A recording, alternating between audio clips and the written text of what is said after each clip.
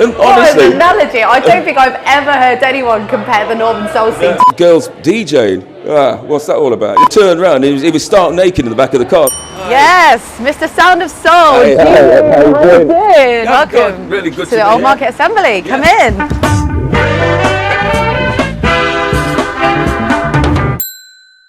Mr. Dean Anderson, oh my gosh, it is an absolute pleasure to have you. Thank you for coming down to Bristol. Thank you for joining me on this episode of CuppaSoul. Cheers. Got tonic water. Tonic water. I usually go for an Americano, but I've had about 2 today, so I'm breaking tradition and going for an Earl Grey tea instead. Well, from my point of view, it's just great to be here actually, because I watch in the background a lot of what goes on. Social media and me, I'm not really up to date. I do a little bit just to put the show out. So you're a real true soul survivor. You were there during the Wigan years, and you've never left. You've literally done it all, and you're a long-time friend of my mum Eve as well. Yes, I've known Eve a long time, and for those who don't know, Eve was around. She was around a long time, definitely. So, I want to start from the beginning and hear about some of those crazy stories that we all hear, but I want to hear them from you yourself. So well, for me, in terms of this Northern Soul scene, the soul music scene, it was a natural progression from the music I was listening to at home in my front room, what my mum was playing, and my dad, because my mum was great with music. She just loved music. Whether it was Steve Winwood, whether it was John Holt, she just loved it all. And, we just grew up in a house listening to music, Tamla Motown, the whole lot. I mean, my parents used to have blues party because where I was raised in Newark, my dad was the first black settler. We were the first black family. He came over in 55. I mean, I think at the height of it in the 70s, there were probably only 15 black families there. But we all had large families. I mean, I'm one of 8. Wow. So my musical introduction all came from what I was hearing at home. There was myself and my friend Des, my brother Michael and Peter, 4 black guys who just went out. And for us, the Northern Soul thing was safety at first because they were playing black music, white kids were enjoying it. So we thought, this is going to be all right. But the good thing is, at school, I remember now, they allowed us one hour for the last few years at school. I don't want to say exactly when this is because I don't want to tell everyone that I'm 62. Anyway. Don't look it. At the lunchtime discos, around the height of Northern Soul, they allowed us to bring our records into the school hall and play half an hour of music, and it was like, the Northern Soul records of the time. Myself and a couple of friends were playing Northern Soul music at lunchtime, and I remember to this day, a lot of people were complaining. They wanted to hear music, but didn't want to hear Northern Soul. They didn't want to hear Northern Soul? They didn't. The masses didn't. Yeah. I mean, a lot of the girls wanted to hear Roy Wood, Angel Fingers, and that stuff. But for me, it was... the thrill of going out to venues was to hear something new and something different. And that is what, for me, the Northern Soul scene was always about. Every venue we went to, whether it's Nottingham Pally or Dare, whether it's Wigan Casino or Nighter, and later on Clifton or Leicester Oddfellows at Stafford, you knew what time the DJs were going to be on. We knew we had to get to Wigan for a certain time to hear Richard Serling. And we always knew what slots they had, so we thought, you need to get there for that time. And the idea of getting there was to say, what's he going to play this week? What will he play that we don't know? So, we spent our youth chasing those records. But I got pushed into the record bar at Wigan, and the simple reason is this. My friend Des was great. He would enter dance competitions with Gary Cassidy, Columbo, whatever his name was. Did you ever enter dance competitions? No, this is where I'm coming to tell you. I couldn't dance, so I thought, oh my God, Des is getting all the attention. What am I going to do? Right, I'm going to have to look for some records. So when Des was doing his dance competition, I was thinking, going deep and looking into the records. You know what they say, that DJs can't dance. Exactly. They do say that. And that's it. I just didn't want to be tested, so I thought, you know what, no, I'm not. But honestly, there was some Newark, for a small town, we had 2 52-seater coaches going to the Ordares at the height. It must be around 1976, 1977 in Nottingham Pally. I heard you took some minibuses up to some all-nighters as well. Exactly, But later on, I mean, because I'd been around, because I wanted to keep things going, I would run coaches and minibuses.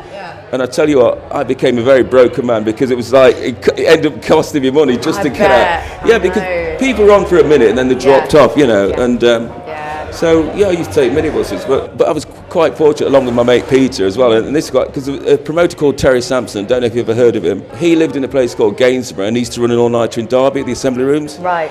And because he had to come from Gainsborough, went through Newark right past our house, I don't know how it got to the point, but we ended up getting a lift to the Derby Assembly Rooms all night with Terry Sampson. He'd stop outside our house, pick myself, Pete and Des up. Yeah. We'd have to fly the venue and there'd be 400 people outside looking in thinking, how the hell have them kids got in that all-nighter? I don't know how it all occurred, but we got into the all-nighter with the promoter and we were putting the flyers on the tables before it started, so we were fairly lucky. When Jonathan Woodliff used to run his coach to Wigan, he sort of diverted his coaches from Nottingham. He used to come into Newark. Again, he picked us up outside our house, myself and Des, because ironically we lived next door to each other, and Peter, and he took us, and that was the only way that our parents would let us go, because we used to sneak around before, but once Jonathan would pick us up on the coaches, our mum and dad thought, well, yeah, it's safe enough. He looks responsible. Just a random guy picking you up in a coach. Seems safe. Yeah, the coach was full of kids, and our parents. What were some of the excuses you used to give to your parents? Oh my God! Before we had the coach, before we had facilities for the coaches, I mean, Des and Peter and myself and Michael, brothers, and Des and Peter next door, we couldn't say we're staying at each other's houses. Yeah, because you're literally next door. Our parents would knock on the door. Yeah, so. I can't remember how we got away with it. I think our parents just knew that we were into the music, but my mum was a nurse, and she said she'd heard a lot about all night. She says, I hope you're not taking any drugs. I said, no, Mum, I'm not silly enough to do that. But so, you know. Were you then? But it was a part of it. It was part of the enthusiasm. I mean, Northern Soul was DJs, records, it was drugs, it was part of that drive and enthusiasm, and it was part of the scene. But I mean, my first experience of taking drugs, I don't know if it's going to be there. It was one of the times I actually drove to Wigan, and I was talking to Pete Lawson, and he said to me, "You look tired, mate. Are you all right?" I says, "Yeah." I said, "I'll be all right." I said, "I'm just going to get my head down so I can drive home in the morning." He says, "No, you don't do that. Yeah, just have a bit of this powder." And he sort of gave me some. That was my first experience. I mean, Pete Lawson has never actually been spoken about on CuppaSoul. But he was a real crazy character. Absolutely, it was heart and soul. It was passionate. And I say to all those people out there who knew Pete Lawson, if you knew Pete Lawson, if you were a friend of Pete Lawson's, you would have a big fallout with Pete Lawson also. You would, honestly, you would, because it was never a smooth road with Pete. It was like. Honestly, I remember having an argument with Pete about something, and he was cursing me, but we kind of made up in. But if you're Pete Lawson, you'd have to withstand a battering from him. You would have an argument with him, but he was all passion. His pure drive and enthusiasm, and his knowledge, his humour as well. He had everything. And I think with Pete as well, because when I first met him, he was telling me he used to be overweight, he'd been on the wrong medication for years. You know, because I think he was telling people he was supposed to be split personality, but he was on the wrong medication for years. And when they finally realised he was on the wrong medication, Pete was striking back then, that was it, you know. But yeah, he was heart and soul. And, you know, he used to come to my house, go to Soulborn, buy records. But his knowledge, his enthusiasm, his ear for music, it was a lot of foresight in the pace and the tempo. I mean, John Anderson had a hell of a lot to do with how the scene changed, because rather than giving and providing 100 mile per hour records, he started to give some more soulful records, and the pace changed. And I remember when, you know, Kenny Gamble, The Joke's on You was being played, and George Kirby, What Can I Do? A lot of the sort of die-hard oldies were saying, "Oh, this is too bloody slow, this is no good," you know. But you listen to that stuff now, compared to some stuff, it's really quite quick. But, you know, in terms of the Northern Soul scene, I say, I went and I didn't stop until around, and I say stop, I didn't really back off till around 2019, but constantly from sort of 76 to the Palio days all the way through the last few years at Wigan. It was just great for me because it was a place that at that time, I thought it's a safe place for black guys, and Tim Ashevend will tell you the same. Nowadays, when you look at social media, you look at Facebook, you realise how many bigoted people that we were sort of around with. But for us, it was always a good place to go. And around the jazz funk time, a lot of the black guys dropped off and went into jazz funk, because the music wasn't soulful enough. It was like all that poppy stuff. But what Richard and those guys did, latter day Wigan, changed the tempo. 70s and 80s music became introduced into the soul music on the same dance floor. And, you know, and for me, that was the best era. The tempo changed, the soulfulness came back into it. And it was a good period. But I'd go to Wigan Casino. The best nights for me, and I did remind Serling about this, was the Saturday night after they had the oldies night, because they used to have an oldies night once a month. They did on the Friday night, wasn't it? So for me, I wouldn't go to the oldies night because I wanted to progress. Yeah, you always wanted to hear something new. I'd go on the Saturday night, and that's when the DJs had licensed. The oldies on Friday, so they thought the people who are here tonight want to hear what we want to do. So on the Saturday night after the oldies night, that's when a lot of the records were introduced. They play an hour each DJ, good, new, upfront soul music, and it was great. Whether it's 60s, 70s, 80s, they'd play it. And, I remember I was really broken one week because for whatever reason, I don't know if my mum made me go to choir, but I missed an all-nighter at Wigan. And my friend Des came to me the next morning, said, Dean, Serling was brilliant again. He played a record last night. He played a record by Eddie Jefferson, I Won't Think Twice. And that was Moser Dillard, I'll Pay the Price. But it was like we wanted to hear the next new record. I mean, it wasn't just one. Every week you'd go to hear something. And it something was being broken. And there was a lot of the people who sort of left at the end of Wigan. Even a lot of the big people, promoters, said the Northern Soul scene was dead, it's gone on the ground. But it never died for me. I continued going to Clifton Hall. It just went more underground, didn't it? Yes, it did. And I think once This England came out and everybody saw it, everybody wanted to dance, spin, wear the clothes and whatever. But the irony is now, a lot of the people who were around for 2 years, they left and they've come back and they thought, I'm going to wear what I was wearing 30 years ago, but I'll just get an extended waistline. And so, but the Northern Soul scene, it did progress because I wore 30-inch bags for once, but the reason why I didn't wear them for much longer is once I was running with a little record box and I tripped in my own trousers, fell over.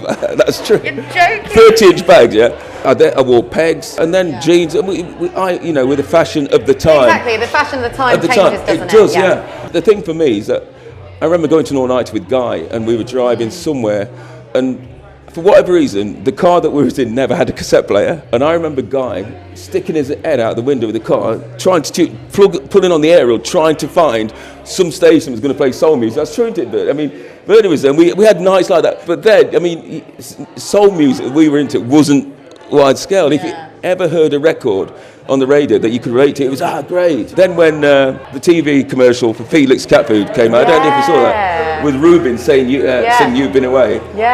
Again, it was just like in the 70s where it opened it up for a lot of people to get more into.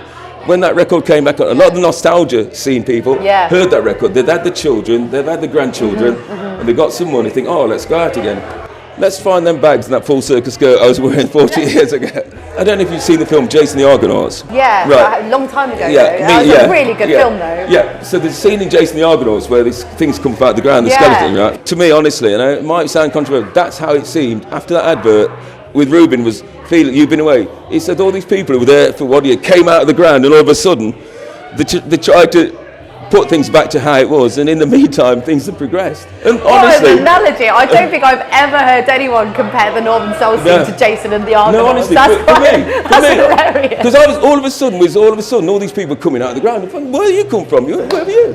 And I was thinking, but we'd been going and for years and years, and Stafford again was fantastic. I mean, I DJ'd at Stafford a few times in the room before the all-nighter. But one of the characterisms of Stafford for me, there was Guy and Kev and Butch, right? And Butch used to go behind Stafford in his car and play his tape every week to Guy and Kev, and they'd be fighting over, I love this record, I love that. And I remember on a couple of occasions, they were in the car and Guy said, this is one for me, and Kev said, I want that one. And I remember Butch saying at one time, no, I'm keeping that one. So he's teasing them, it was. And talk about Scotland, which we've not mentioned today. Glen Rothes, the Crown Hotel, massive venue for me, because there was a guy called Kenny Moore. He was friends of Alan and Stevie Walls, and I was working for a very short time at John Manship's, and he sent some music down, and I sent him some tapes of what I was playing. He said, wow, Dean, the stuff on this tape are what some of us guys in Scotland want, because there was Clouds and Jolly and the guys, they were still doing the Wigan records. But some of the guys in Glen Rothes and Fiveshire, they were interested in other records. So I'd sent a tape to Ken, and he then asked me to come up to Scotland. And I swear, I'd never been to Scotland before, so I think, oh my God. So I went with a guy called Eric. There was a guy from Leicester called Eric Shaw, another black guy. There was myself, there was Pete Lawson, Guy Hennigan, and Bob Mawson. So I went to Scotland in a car, and we just couldn't believe what was happening at Glen Rothes. And so the next time we went, they said, Dean, do you think you can get Guy and Kev to DJ? Because Stafford was on, man. I said, no problem. So you were like the agent. I said, no problem. So he said, so they wanted me to DJ. And so I remember going up to Scotland on the coach, and everybody was excited. And I had a load of new records I'd got, and Guy and Kev were talking on, and everybody was playing Guy and Kev's records. And I think, oh, listen to mine. And I never had a chance to play my records, so we just rolled up outside the all-nighter, got to the door, and the promoter said, Dean, you're on in 5 minutes. I thought, oh, God, what am I going to do?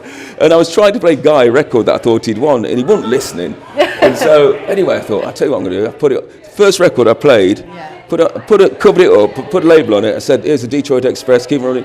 And honestly, people dancing on the table, the same sort of enthusiasm. You got clapping, sweating, and it was absolutely fantastic. So, you know, I had literally a minute to prepare. And I remember guys looking over and saying, what's this, Deanish? I said, it's the record I was trying to play you, Guy.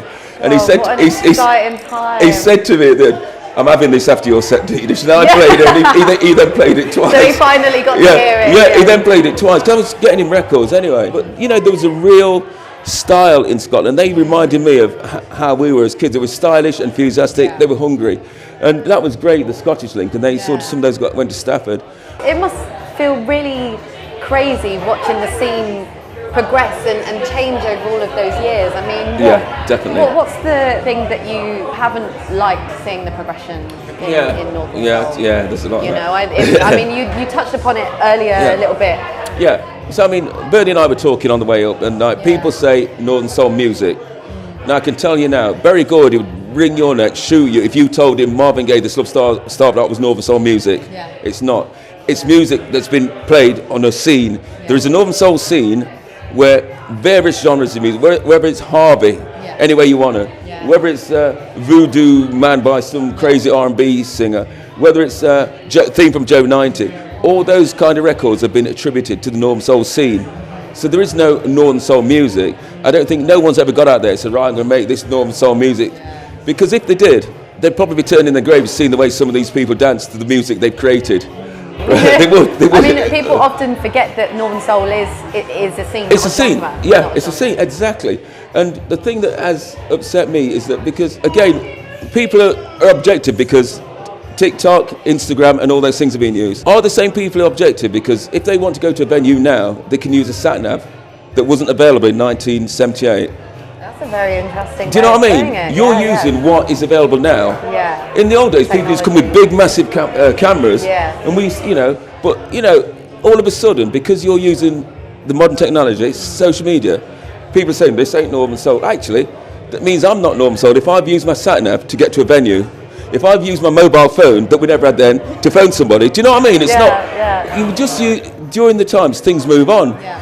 And the Northern Soul scene has always been progressive. Things have moved on. Things have been good. And the beauty about the Northern Soul scene was the enthusiasm and the excitement about hearing what's coming next. I despise those people in these political seats, these people behind the keyboards who are dictating what should happen. Because in all honesty, if they'd had their way, I wouldn't be in the scene because there'd be those same 30 records that they danced to at the height of it. But it was always about moving it on, you know. And is this something that you think has come about just through social media, or do you feel maybe it's always been on the scene, but maybe hidden? It's always been there because, first of all, I remember when the London guys turned up at Stafford for a start. I remember that because the scene, Northern Soul scene, because some guys from the South of England seemed to have the same enthusiasm about 60s rare soul. They were looked on it with suspicion. How long they're going to be here? And they were a little bit younger than us, And there was, they'll be gone tomorrow. There's always been a bit of a, well, what they doing here? Yeah. And then, girls DJing.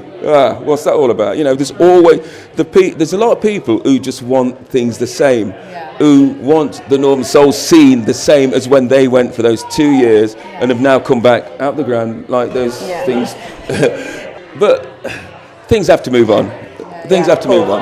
It's like I say, I use a mobile phone, I use sat-nav, I use social media, If that means I'm not into soul music, then so be it, I'm not. There's too many people who've contributed nothing, who are spokespeople about the scene. But, I mean, listen, we wanted the Northern Soul scene to remain underground. For a long time, we fought long and hard. I didn't want to go in supermarket and start dancing down the aisle to Manifesto. I didn't. But on the same... Have you heard Manifesto in a supermarket before? Something similar. That would be the best supermarket visit ever. It wasn't in Tesco's though. We always wanted to, because we were the elitists. We were smart. We were doing something not everybody else was doing. We wanted to keep a lot of it to ourselves. But we know that we're a dying breed, so we need people to come up and just do that same thing. And again, Tim Asherbender, my hero, my friend, my brother. And a brilliant DJ as well. Fantastic, We had him down in Bristol. You know, and for years, as I say to you now, and I don't want to bring race into it, the music that we love, Northern Soul music, is predominantly black music. It is, absolutely. Yeah. So for me, it's a safe place to go as a black person. People are going to like me here, they'll accept me here, and I will get on. But at the same time, honestly, I've been to all-nighters where people are very objective and people, don't get me wrong, it's still probably, I'm still very comfortable in here, but I mean, it's... But it is a predominantly white scene. It's a white, definitely. Yeah, I mean, a lot of the guys in the early days did so much for black music, you know, putting black music out there, and the music's so good. But when I look around some of the people, I'm thinking, how can you have that view about a certain race, nation, but still love that music? You know, absolutely. And it doesn't. I don't. But no, for me, I've been happy just doing the radio show, and the radio shows I've been doing. This particular one on the station I've been doing for about 11, 12 years. And for anyone watching, that's the Sound of Soul. It's a weekly show, right? Yeah, weekly show on a Thursday. Yeah, the Sound of Soul. Yeah. What I do with my show, it's not about me. I interview various people. I mean, Richard's had involvement. Kev Roberts has been on there. Guy's been on there, Colin Law. I've had, you know, in the old days, Kitch was on there a lot. And I sit in that studio, and I mean, the last guests that I had on were people who were playing sort of some deep soul. And what I've tried to do with the Sound of Soul show is talk about everyone's kind of musical influence, you know, because it's all been related to the Northern Soul scene, and get a real life commentary on what has influenced those people and what they like. What would your life have looked like if you'd have never found the Northern Soul scene? I've never found the soul scene. What do you think you'd be doing right now? I think I'd still be looking for those records my mum was playing. That was great. Maybe it was just destiny. There was no plan B. No, there wasn't really. I think I had to escape the choir. I used to have to go to church 3 times on a Sunday. You must have a good voice then. Yeah, so I used to, believe it or not, I love choral music. I love choral music as well. But my love is soul music. I do love rock steady, the early reggae, which is very soulful. So I don't really know. I don't know. I'd probably be a vicar. A vicar? A vicar. I wasn't expecting that. Playing some gospel or some rock steady. No, I like choral music, but I love rock steady. I love soul and all the early motor. You know what? I suppose I'm so narrow-minded. I've not thought of being outside. Like what would have happened outside? Yeah. No, I met so many good friends. You know, I was best man at Bernie's wedding years ago, and you know, I could tell stories about Bernie. I mean, going to Scotland, driving with me and Kitch in the car, we were so hard into the because not everyone's into the music, into the record, the matrix numbers. Some might be into the dancing, some might be into other aspects of it. But I remember Bernie was sat in the back of a car once, and Kitch and I were going, and we kept going, yap, records. And Bernie he was shouting to us in the background, and I couldn't, what's going on? And he couldn't get our attention. He said, "Yo, lads, look at me." We turned around, and he was stark naked in the back of the car, and that's it. And that's the truth, because he was trying. We were that fixated in what was going on with the records and what we're going to play up in Scotland. And he felt that he was missing out on our conversation. But I got to say, nearly crashed the car. We rolled inside the road, opened the car, and rolled out of it. Well, silly things like that happen. I know. I mean, honestly, there's so many stories like that, and I love stories like that. You know. I mean, another one is I remember going to an all-nighter. There was a couple of cars, and I think we needed fuel. But all of a sudden, there was a cassette playing, and we pulled in the petrol station. I can't remember what record was playing at the time. All 4 doors open. We jumped out of the car, started dancing on the forecourt, and the guy in the forecourt was looking. What's going on? And we never planned it. It just happened. Yeah. We jumped out of the car, and started dancing on the forecourt. I mean, for me, that is better than almost any all-nighter. Is those moments, you know, like when you're with your mates and you're just listening to Northern Soul, and like it's almost like a soundtrack to your life. You know, like you hear it and it all becomes so surreal. Yeah, and you know, it is bad for you though, because I remember as well, Guy and Kev were in the car. I think we were supposed to be coming this way down, and we was in the car chatting. And the next thing I saw was a sign for Preston, and we thought it was going wrong way up the M6 for miles. Because we're that much into the conversation. I've done that. You know, I've been driving, and I went round the whole different wrong way of like I think we were coming down from Blackpool, and I just ended up going the wrong way around Birmingham. Honestly, because I mean, you're just chatting and you're so excited. Honestly, we were, and that's what it was. And we talked, and all of a sudden, there was Preston, 37 miles. But I tell you, again, before sat-nav, and let me tell all those people who criticise these young folk using technology, before sat-nav, mobile phones, one of my best trips it was a good trip, but it was not great in the context of what happened. So I went to pick Guy up. I don't know, I think Bernie might have been with us, and Bob was, Guy was DJing in London somewhere. So I picked Guy up, started going down the road, got to the outskirts of London, started driving. I said, right, where are we heading, Guy? He says, I don't know, Deanish, you should know. I said, nobody in the car knew where we was going. Not even the name of the venue? Not the name of the venue. and the thing is, right, it was a Saturday night, and most people would have been out of venue somehow. Had no mobile phones, no sat-nav. So I thought, how are we going to find it? So I then stopped the car, went to phone box. I remembered Kenny Moore's phone number. Wow. Yeah, and he was in Scotland, so I dialed Kenny Moore. I said, Kenny, you've got to help us. Have you got an Echoes in the house? He said, yeah, what do you want? I said, can you tell us where Guy's DJing this weekend? Put the phone down and rung him back and said, Kenny, we're stuck in London, we don't know where the venue is. Guy doesn't know the name, he can't even remember the name of the hotel. So in the end, Kenny found a previous week's copy of Echoes and he found out the name of the venue. So and that's what I mean, we do things like that. And that is mental. It is mental. It is mental. I mean, we totally forget that you can just Google. And everything is literally there. Like the fact that you had to ring up someone in bloody Scotland to find out where we were going. Yeah. We were, all in the car, ready to go tonight. And again, sometimes for me, and before I was driving, getting home from an all-nighter wasn't important. I remember when Charles and Di got married. Priorities. Yeah, when Charles and Di got married. Now, whatever the day was, there's myself, Pete and Neil. We went to all-nighter. We went on the train to the all-nighter, thinking we'd get one back in the morning. No trains. No trains running. In the end, I had to ring a friend up in Newark and ask him to drive all the way out to come and fetch us. We tried the hitchhiking thing, I think the worst thing I ever used to do when Clifton Hall Rotherham was on, again, I'd passed my driving test, never had a car, and my mum was a nurse. And we'd wait for Mum to come in on a Friday after work. If she came at 9:25, because she did finish at 9, I'd say, Mum, are you okay? And I'd try and get her off to bed. And then what I would do, Pete and Neil would push the car out to the drive, I'd start it, and I'd nick the car, go to Clifton Hall Rotherham, and then I'd get back home before she woke up in the next morning. And after I did that about 5 times, and she turned around in a Jamaican accent to me, Dean, you must take me Zapul, She knew I'd been doing it. She knew you thought you were getting away with it. The car was warm, the mileage was different. Because I used to say, Mum, I'll get the car ready for you to go to work. She'd wonder why Peter and Neil were in the kitchen. But she knew I was nicking a car. But she must have been pretty sound about it. I think she was. I was insured anyway, but I think it would have gone down better had I asked her to borrow the car. But I got away. Well, about 6 or 7 times I did that. Thank you so much for sharing all of these stories. I mean, last question, Dean.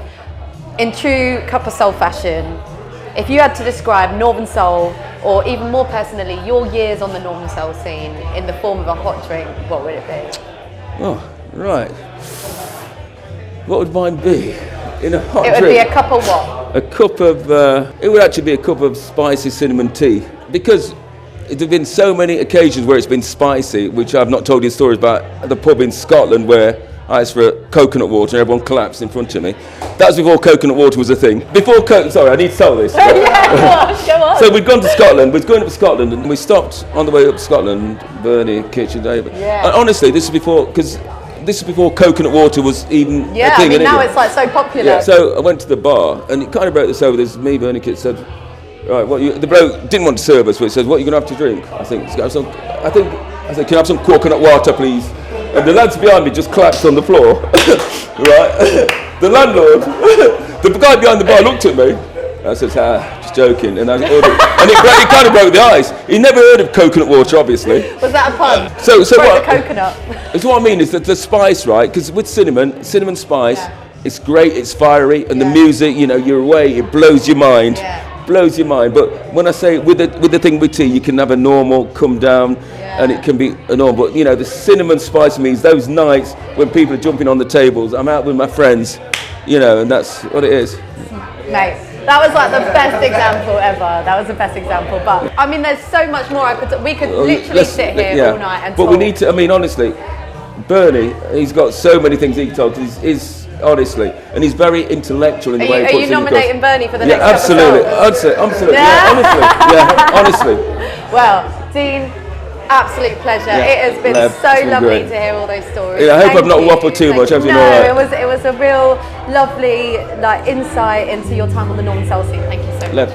Thank you very much. Thank you. And I'll see you guys on the next episode of CuppaSoul.